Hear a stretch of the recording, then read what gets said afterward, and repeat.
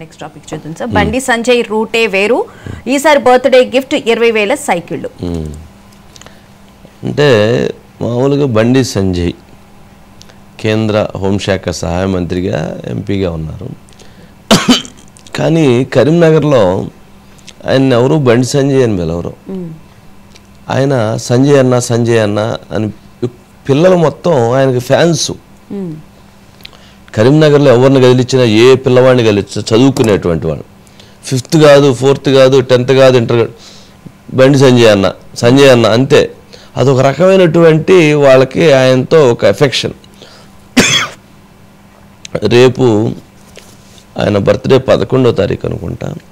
సరే రేపు మోదీ గారి పేరు మీద 20,000 సైకిళ్ళని 10th క్లాస్ చదువుకుంటున్నటువంటి విద్యార్థులకి ఆయన ఫండ్స్ అంటే బయట ఉన్నటువంటి ఫండ్స్ తీసుకొచ్చి, ప్రభుత్వానికి సంబంధం లేదు, తీసుకొచ్చి 20,000 మందికి సైకిల్ పంపిణీ చేస్తున్నారు.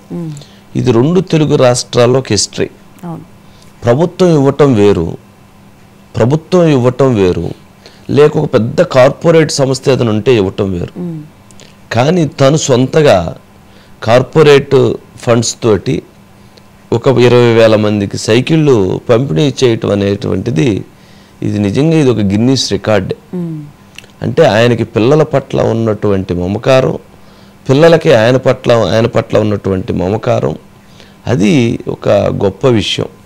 అందుకనే ఎప్పుడూ ఒక లీడరు పెద్ద సక్సెస్ కావాలంటే దానికి చాలా క్వాలిటీస్ ఉంటేనే ఒక సక్సెస్ఫుల్ లీడర్గా ఎదగలుగుతారు. మరి ఆ సైకిళ్ళు రేపు పంపిణీ కార్యక్రమం పెట్టారు. అదిగో దాని మీద కూడా దీనికి సంబంధించి ప్రేమతో మీ ఒక స్పాట్ కూడా ఉంది. ఒకసారి ప్లే చేయండి spot please.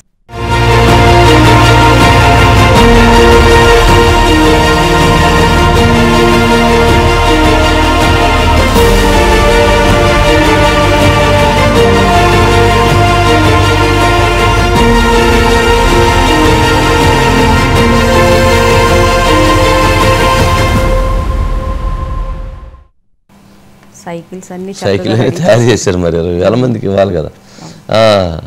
Ramakrishna good evening sir. ఏంటి రేపు ప్రోగ్రామ్ ఏంటి మంత్రి గారిది? Sir good evening sir. Good evening sir. కేంద్ర హోంశాఖ సహాయ మంత్రి కరీంనగర్ ఎంపీ బండి సంజయ్ తన జన్మదినం సందర్భంగా ఈ నెల 11న ఆయన జన్మదినం. కానీ 2 రోజుల ముందుగానే ఆయన కరీంనగర్లోని అంబేద్కర్ స్టేడియంలో పెద్ద ఎత్తున ఒక మహత్తర కార్యక్రమానికి శ్రీకారం చుట్టున్నారు.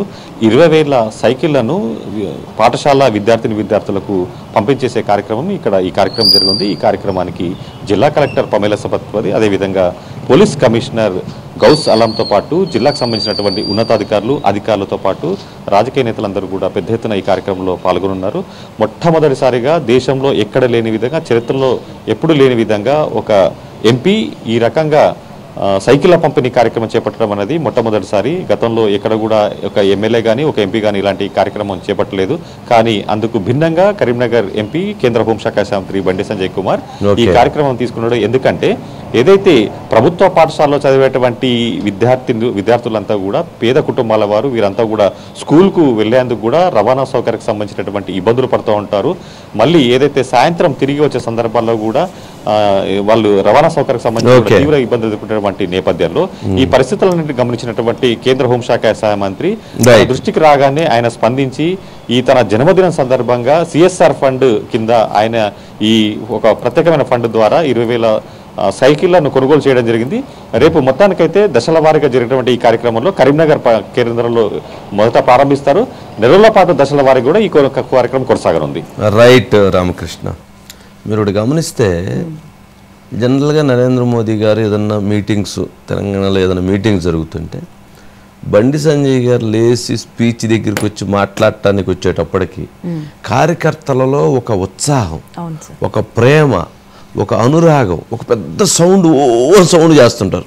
అంటే లీడరు పబ్లిక్తో ఎంత కనెక్ట్ అయితే కేడర్తో, ఆ కేడర్కి ఎంతైతే ప్రేమను పంచితే ఆ కేడర్ అంత ప్రేమని ఆ నాయకుడికి పంచుతారు.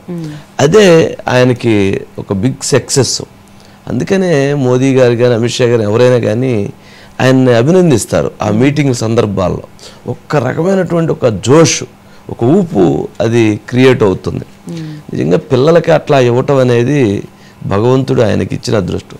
మనం చెప్పొచ్చండి, చాలామంది జనరల్గా ఒక ఎట్రో కంపెనీయో లేకపోతే ఇంకో పెద్ద పెద్ద కంపెనీలో ఏదన్నా సహాయం చేశారంటే ఆలోచించవచ్చు. ఒక సామాన్యమైనటువంటి ఒక బీసీ నాయకుడు, ఒక ఎంపీ, ఒక బీసీ నాయకుడు నిజంగా ఇంత పెద్ద కార్యక్రమం చేస్తుంటే మీడియా ఎంత బాధ్యత తీసుకోవాలి. అదే గనక ఒక పెద్ద ఒక కార్పొరేట్ సంస్థ లేక ఏదో ఒక ఎనగమాలో ముందు పెద్ద పెద్ద తోకున్నటువంటి ఒక పెద్ద పెద్ద బడా నాయకులు ఎవరన్నా కనుక ఒక కార్యక్రమం చేస్తుంటే ఓ మీడియా మొత్తం ఓ నాయన ఓ అమ్మ అది మొత్తం ఆకాశం కింద పడింది, ఇప్పుడు భూమి పైకి ఎగిరింది అన్నట్టు చెబుతుంటారు. కానీ ఇక్కడ నిజమైనటువంటి నాయకుడిని, ఒక బీసీ నాయకుడు, ఒక ఎంపీ ఆ స్థాయిలో అతను ఒక సేవా కార్యక్రమం చేస్తూ ఉంటే అంటే నిజంగా ఆయన చాలా సామాన్యమైనటువంటి జీవితాన్ని, మధ్యతరగతి అయినట్టు కుటుంబం. మరి అలాంటి వ్యక్తి యొక్క దీన్ని జనరల్గా ప్రజలకు తెలియజేయాల్సినటువంటి బాధ్యత మీడియాకు ఉంది. అందుకని మహా న్యూస్ మాత్రం ఆ బాధ్యత నెరవేరుస్తుంది. ఇక నెక్స్ట్ రాజకీయం వేరు, పాలన వేరు. కేంద్ర మంత్రులతో రేవంత్ భేటీలు. వరుసగా కేంద్ర మంత్రులు ఢిల్లీలో ఆయన ఏమైనా ఢిల్లీలోనే ఫండ్స్ తీసుకురావడానికి, లేదా ఇక్కడ ఎరువులు సంబంధించిన సమస్య పరిష్కరించడానికి, లేక వనరులకు సంబంధించి రింగ్ రోడ్డుకు సంబంధించి లేదా వీటికి సంబంధించి ఫండ్స్ తేయడానికి ఆయన ఆడున్నారు. రేవంత్ రెడ్డి గారు కుర్చీ వేసుకొని రేవంత్ రెడ్డి గారు కుర్చీ వేసి కేటీఆర్ గారు మీరు రాని అంట. ఏంటో ఈ రాజకీయం. శిరీష్ ఏంటి ఢిల్లీ అప్డేట్స్ ఏంటి? ఒక్క నిమిషం సార్. అంటే అక్కడ చాలా బిజీగా అందరినీ కేంద్ర మంత్రులను కలుస్తున్నారు. అయినప్పటికీ కూడా ఇందాక మీరు అన్నట్టు కేటీఆర్ గారు ఇక్కడ రాజకీయాలు చేస్తూ, అంటే జనరల్గా పొలిటికల్ పార్టీల మధ్య ఎవరి స్పేస్ వాళ్ళు తీసుకోవాలి. కేటీఆర్ గారు తన స్పేస్ తను తీసుకునేటువంటి ప్రయత్నం, బట్ అది ఎంతవరకు సాధ్యం అసాధ్యం అంటే అది వేరే విషయం. కానీ ఇది ఇక్కడ పొలిటికల్ స్పేస్ అంతే, ఇక దానికి ఏమీ సస్పెషల్ ఏముండవు. రాజకీయంగా ఎవరికి వాళ్ళ యుద్ధాలను వాళ్ళు పని చేసుకోవటం. Ready sir. శిరీష్ రైట్. ఏంటి ఢిల్లీ అప్డేట్స్ ఏంటి? రేవంత్ రెడ్డి గారు ముఖ్యమంత్రి గారు ఎవరెవరిని కలిశారు ఏంటి? అంటే ఈరోజు ముఖ్యంగా 2 అపాయింట్మెంట్స్. ఒకటి ఏంటంటే తెలంగాణలో ఎరువుల కొరత అనేది కూడా ఉంది. ముఖ్యంగా గత కొద్ది రోజులుగా కూడా రైతులకు కావాల్సిన యూరియాతో పాటు ఇతర ఎరువులు కొంత షార్టేజ్ అనేది కూడా ఉంది. సో కేంద్రం నుంచి అదనపు నిల్వలన్నిటి కూడా రావాల్సిన అవసరం అనేది కూడా ఉంది. సో ఈ నేపథ్యంలో ఈరోజు జేపీ నడ్డాని కూడా కలిశారు. ఆల్మోస్ట్గా నాట్ల సీజన్ అనేది కూడా ప్రారంభమైంది కాబట్టి ఎరువుల కొరత అనేది కూడా రాకుండా అదనపు ర్యాక్స్ అనేవి కూడా తెలంగాణ కేటాయించి ఎరువుల కొరతను కూడా తీర్చాలని చెప్పేసి కూడా విజ్ఞప్తి చేశారు. అంటే ఇక్కడ విపక్షాలు ఆరోపిస్తున్నట్లుగా కూడా 47 సార్లు 48 సార్లు ఇలా లెక్కలు వేస్తూ ముఖ్యమంత్రి ఢిల్లీ పర్యటన గురించి ఒక రకంగా విమర్శలు అంటే కూడా చేస్తుంటే ఆ విమర్శలకు కాంగ్రెస్ పార్టీ చెప్పే సమాధానం ఏంటంటే కాంగ్రెస్ పాలిత రాష్ట్రాల ముఖ్యమంత్రులు కానీ లేకపోతే నాన్ బీజేపీ పాలిత రాష్ట్రాల ముఖ్యమంత్రులు కానీ ఏ ముఖ్యమంత్రులు కూడా రాష్ట్ర ప్రయోజనాల గురించి కానీ రాష్ట్రానికి సంబంధించిన సమస్యల గురించి కానీ ఇన్ని రోజులు అంటే ఇన్నిసార్లు ఢిల్లీకి రాలేదు, మేము మాత్రమే వస్తున్నాం. సో రాష్ట్రానికి సంబంధించిన అంశాలను కేంద్రం దగ్గర ప్రస్తావించే విషయంలో మాత్రం ఏమాత్రం వెనక్కి తగ్గే ప్రసక్తి లేదని చెప్పి దీని ద్వారా మేము ఒక మెసేజ్ అనేది కూడా విపక్షాలకు తెలియజేయాలనుకుంటున్నాం అనేది కూడా ముఖ్యంగా తెలంగాణ ప్రభుత్వంలో ఉన్న నేతలు సీఎం యొక్క ఆలోచనగా ఉంది. Right Sreesh, right, thank you.